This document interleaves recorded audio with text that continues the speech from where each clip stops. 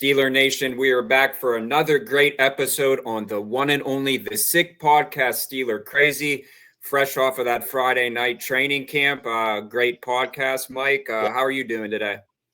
I'm great, man. I'm sure you're still riding high after hanging out at Friday Night Lights, one of the best opportunities of the whole year. It's so much fun. They packed Latrobe, 13,000, I think, were there. It's more than Pittsburgh Pirates are getting on a daily basis, which we're well aware of that by now. But yeah, it was so cool. It was great having a podcast from there as well. Great for you to see Jalen Warren, I'm sure, Deshaun Elliott, guys that we've grown close with. Danny Smith. Danny Smith. We need to find a way to get him on the podcast, man. That would really take the cake. Yeah, well, we have a great guest on, over at PFF. Don't want to give too much away, but I love having these guys on before the season. Just love all the content that they create and everything that they're doing over there. So, Shane, let's get to it. Turn up your volume. Because you're about to listen to The Sick Podcast. Steelers Crazy. Harris Smith shields. Flacco, Polamalu takes it home. Super Bowl 43. Pittsburgh might be bound for that thanks to number 43. The sickest Pittsburgh Steelers podcast. Sports entertainment like no other. It's gonna be sick. I think we're a little over a month out from some football. I think the Cowboys and Eagles start the season, and obviously it's going to be on a Thursday night, which means it's quickly approaching. So it's time to break down some ball. Today we have senior data collector over at PFF, our guy Josh Liskiewitz. Josh, thanks for joining us, man. Thanks for having me. Of course. And listen, we start just about every single show with Aaron Rodgers, right? Over and over, ad nauseum. And I'm kind of sick at that. I was kind of searching through your profile here, and I have something that I want to touch on. You're a Michigan guy, correct? I'm an alum. That's correct. So one of the most important players for the Steelers this year, unquestionably, is Roman Wilson. I'm sure you watched a lot of Michigan football over the past handful of years. I want to start with Roman. What are your thoughts on him coming into the season, and what were your thoughts on him in college? Well, you phrased that perfectly with him. I was hoping we'd get a chance to talk to him, not because I'm a Michigan guy, but because I agree with you completely. He is absolutely essential. You look at the depth chart the Steelers put out today. Obviously, the first depth chart the teams want to put out, you never want to put much stock in it. But he's still listed as third string behind guys like Calvin Austin and Robert Woods and Scotty Miller. What are they going to do? Run 13 personnel? Put all three tight ends on the field every single play? They might. They have to have a guy like Roman Wilson step up. He has to be one of the go-to guys for him. Now, his skill set, I think, is great for a quarterback like Aaron Rodgers. He's smaller in stature, but he's great at contested catches. He competes constantly. He can run precise routes. He's extremely fast. I think he was disappointed with like a 4.39 at his combine. He is lightning fast, and he was really the only true receiver Michigan had in their national championship year. But he just made big play after big play with J.J. McCarthy there. I don't know the full scoop of why, outside of the injuries last year, of why things haven't just panned out for him yet. But really, for that offense to fully click, they have to have a number two receiver. I don't think they can rely exclusively on Jonnu Smith and Freiermuth. They have to have production from Roman Wilson. Yeah, the Steelers do this, classic way of you got to earn your spot moving up the depth chart. When I see him as third string, I don't think it necessarily means that. They just did it with Caleb Johnson, threw him as third string behind Kenneth Gainwell, and he's expected to get a lot of the carries. But Roman has been working on the outside, which you kind of alluded to there, his diverse skill set. A lot of people, I think, see his size and they automatically say, oh, slot receiver. But he's been working on the outside. Does that surprise you? No, not one bit. Not one bit. I mean, that's certainly what he did a lot of at Michigan. And I know they've done a lot of those slant routes with DK so far. Yeah. So maybe we'll see a little bit of him when they do actually have a slot receiver, if that ever actually does happen. Maybe DK will be working out of there where he's got a size mismatch there, and it's not as important for route running for him. Something that he's not always the best at. But I just think there's a full breadth of things you can do with Roman Wilson that you can't do with other guys. Certainly looking at the rest of that depth chart, it's paper. Well, it's paper thin in a lot of places, but certainly in that wide receiver core, I just think there's so much more you can do with him. And Rodgers is a tough guy. Forget the discussion of how old he is and is he washed up or whatever. He's been a guy that consistently throughout his career has struggled to gel with other receivers. You saw him try and bring up all his buddies to the Jets with him. I remember Devontae Adams' rookie year, how he and Rodgers clashed constantly. Obviously, it worked out okay for them eventually, but Steelers don't have a couple years to figure this out. They got to figure it out right now for him. And I think Roman Wilson is the kind of route runner that he can depend on and should be a focal point of that offense. Yeah, I know Jordan wants to talk a little more offense because how can we not focus more on Rodgers? But I want to hit on the defense, and you kind of had a good segue for me mentioning DK Metcalf, who said the other day the Steelers' defense is the best he's ever seen. Now, obviously, I don't expect him to be like, yeah, it's an average defense, but that's a pretty bold statement. What are your thoughts? Did they improve with Jalen Ramsey and Darius Slay over what they had with Minka? What are your general thoughts on those old guys as well? I think attrition is going to be critical for them, and it's critical for everybody. Obviously, we saw what happened to the Lions last year. They had the best roster top to bottom, and when it came down to it, they were just too banged up on defense to get it done when it mattered most in the playoffs. I don't think there's a lot of depth in Pittsburgh on either side of the ball, truthfully. But specifically on defense, you got the older guys you mentioned in Slay and Ramsey. They need those guys to maybe not necessarily be what they were at their prime, but they need to be consistent day-to-day performers, and they need to be able to play. They need to be healthy. Same thing with linebacking core. I don't know that those inside linebackers are that great. I'd be a little bit worried there. Defensive line, it should get a boost from Derek Harmon. Anybody who's followed PFF this offseason knows how much we love him. So a great pick there. But they're pretty thin behind Hayward, Benton, and Harmon. And the rest of that secondary too. Like I don't know that they have a lot of guys that can step up when guys go down to injuries. So they're going to need a little bit of injury luck, in my opinion. But if you look at it strictly on paper, they've certainly got some guys. Yeah. And Mike always said it, we can't go a podcast without talking about this guy, Aaron Rodgers, obviously. How much juice do you actually think he has left in the tank? If he could get protection from the offensive line, of course, I think that's the most important thing. Mm-hmm. Yeah, that's obviously a big issue.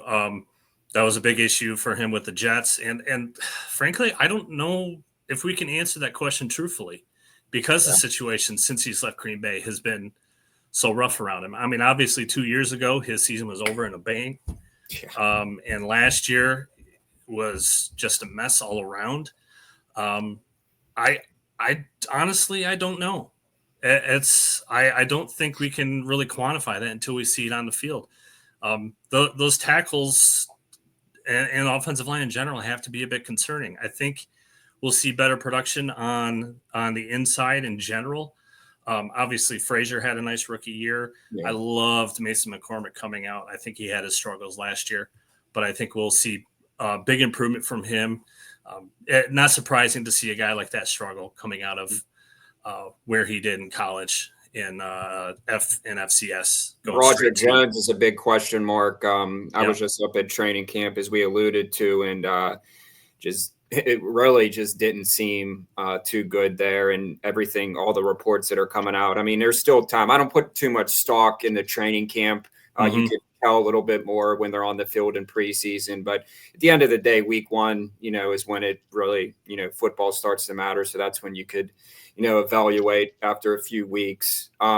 So let's talk a little bit about the AFC North. Where do you have the Steelers in the pecking order? Obviously, this is a tough division. AFC in general now. especially quarterback wise. It's just unbelievable. But just talk about where you see them ending up in this division. I think they're probably fighting with Cincinnati for second. It's tough to see anybody competing with Baltimore at this point. Baltimore seems to find a way in the playoffs when it matters most to just throw it up. Yeah. But as far as the division, I just don't see how the other three can compete. Cleveland, obviously, they've got a litany of issues, mostly at quarterback. They have no idea what that's going to look like. Yeah, I mean, now they've have 4 guys coming in, and half of them are hurt, and Flacco's the only one that's been healthy this training camp. So it's a mess there. Can't rely on them for anything other than when you play them head to head. They've got some guys that are going to physically hurt you, particularly with that defensive line. But Cincinnati, they've had their own roller coaster of an offseason that still continues. I think they made a big mistake with the way they decided to structure that team. Is as good as offensively they look great. Defensively, it's and they were so bad last year too. For me, as great as T. Higgins is, and as much as you want to keep Joe Burrow happy, man, wide receivers, you can find them with mid-round picks, late-round picks, free agents, and they already have a ton of weapons. They have a ton of tight ends that I don't think people realize how deep they are as far as offensive skill players at the tight end position. There's so much there, and they're horrible on defense. And they're letting their top defensive player, their one guy from last year, hold out, essentially. So I don't understand the whole thinking there. I don't like what I'm seeing on the back end there. So, yeah, offensive-wise, maybe they can have a little more in-game luck than they had last year and win a lot of games 40-39. So maybe they can compete for second. But as far as being true contenders, I just don't see it with them. Yeah. Well, I have one more before I throw it back to Mike and we get you out of here. Really appreciate the insight. Who do you think the key is to the Steelers' success? Obviously, it probably starts at quarterback, but a lot of things come into play. But maybe someone under the radar who can really, show up and help this team get some victories.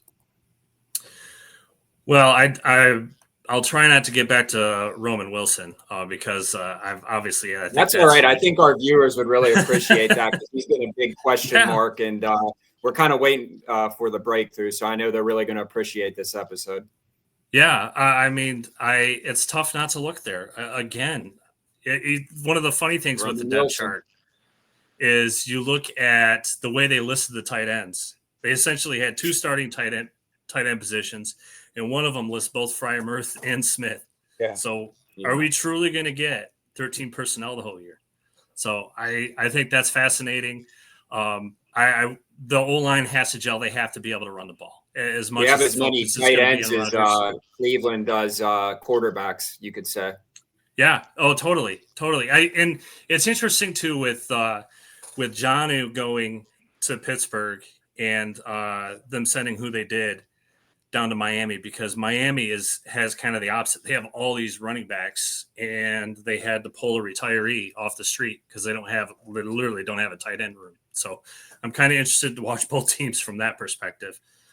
But yeah, Caleb Johnson was a fantastic pick. I can't wait to see him. And I think if those young guys on that line gel, obviously they got a lot of them. But if they can gel, at least in that aspect, that's going to make things so much easier on Rodgers and company. Yeah, you're talking about professional rapper Darren Waller coming off the street. Mm-hmm. That was a shocker. Hey man, it's been a blast. Tell everybody what you have coming up and where they can find you. Oh, PFF. I mean, we're grading every player, every play, every game based on film.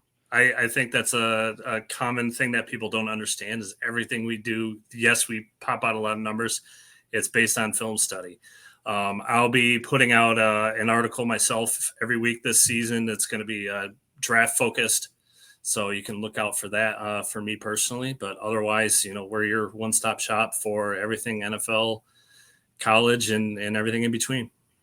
Steelers fans, make sure you keep an eye on that from Josh, one of the most important drafts in recent history. So I'm sure you'll be touching a lot on the quarterback class, which seems to be a really, really good one. But thank you so much. We can't wait. We'll hopefully do it.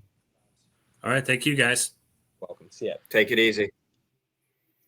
I will say 5 letters before we get out of here, because we're getting a lot of panic I'm seeing through social media. Well, the Roman Wilson, the viewers are going to love that. That's going to be, well, it's especially coming from a Michigan guy. It's part of what I'm getting at, which is what Aaron Rodgers said, RELAX, relax. It's so early. I got a text today that said, I'm hearing things where this offense just looks terrible. It looks worse than when Pickett was quarterback. Well, yeah, it's been 3 weeks, and they have a completely new team.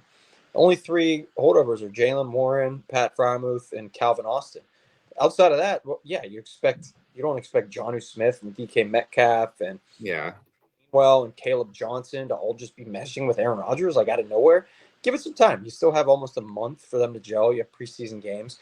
So that was just the message I wanted to send before getting out of here, because defenses are always ahead of offenses at this point in time. And I think it's not time to hit the panic button anytime soon. Relax. Yeah, I mean, like I said this before on recent podcasts, this is the only time preseason football where anxiety and blood pressure. I kind of just sit back and digest everything. Obviously, they're not playing at full speed, but the guys that are trying to make the 53-man roster, rooting for them. We had a lot of them on our podcast recently. JJ Galbraith, tight end, met his whole family at training camp. So you got some studs, as they like to say, a diamond in the rough. And this is where you look at someone like James Harrison, all it takes is to get that foot in the door. I'm really anxious to see Will Howard, something that I paid attention to. He did. He looked really good at training camp. Definitely a fan favorite. Seen a lot of Ohio State people there, showing him love. But overall, man, training camp recap, there's just a different type of optimism that I will say. And I don't know, a lot of it comes from, Aaron Rodgers and, just having DK Metcalf. I just really think that this Steelers team is all in. Now, it could be a complete dumpster fire. I'm not, manifesting that, but I think that this is a season where it's either, hey, we make a, deep playoff run, possibly, a Super Bowl with this roster, because let's be honest, TJ Watt, Cam Hayward, they're not getting, any younger, especially Cam. And it would be great for these guys to, get a Super Bowl. Cause it's been a while. I mean, I'll take a playoff win at this point, but I think with this roster and, what Josh kind of said, we always have the Ravens number. AFC North, I throw the records out of the window. I don't really put too much. It's kind of hard to predict what it's going to be, because it's just, it's rivals. So you could throw that out, and you got a team like the Browns that are playing, they're 3-12 end of the season and trying to, just knock teams off. So it's going to be interesting. Like you said, with Aaron Rodgers signing, it wasn't my first choice, but at this point, whoever's wearing black and gold, I'm here for it. So let's ride. Yeah, I'm not going to say we always have the Ravens number anymore after they beat us by 50 in the playoffs. So regular season has felt like it, but they have to change that playoffs because they got their asses whipped by the Ravens. So that kind of took that, I think, in a way when it mattered. Yeah, when it mattered.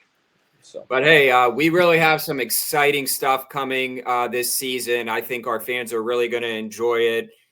Just some great guests, analysts that are going to be coming on every week. So just make sure you subscribe. We're going to be busting out content left and right. And we really appreciate you guys. Football's back, baby. Steelers, it's preseason, but you better throw those terrible towels in the wash and get ready. Where's mine? Is it back there? Yeah, you can see it. It's kind of there you go. I need to display it. But yeah, man, it's great stuff. It's the most wonderful time of the year. I just love being able, in college football as well, just being able to turn my TV on at any given time and have football on. Obviously, like the West Coast college games and, NFL football will be taking precedent over everything. So really excited. And I really like what the NFL Network does. Just with the live from training camp, there's always something on So it's great. Fall time is great. I think when we were younger, I think summertime, because we didn't have any responsibilities. Now as an adult, I'm like all about the fall time, the weather, football season, the seasons, the leaves. I mean, you're in Florida, so it's always sunny and palm trees, but you get what I'm saying. No, I miss fall in the Berg. I miss it so much. It sits in that like 50 to 60 degree weather where you can hang outside, have a cold one or coffee, whatever you prefer. You can still grill. You start making that chili and soup, and it's perfect weather when you're attending Steeler games as well. Like you said, leaves falling.